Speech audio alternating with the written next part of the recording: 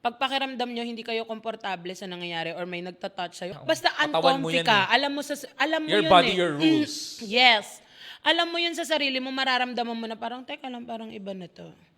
Or kung hindi ka makahingi ng tulong sa family mo, meron tayong hotline. Guys, sa mga nakaka-feel ng abuse, ito, contact the international emergency number on 911 or local police on 0946-765-7896.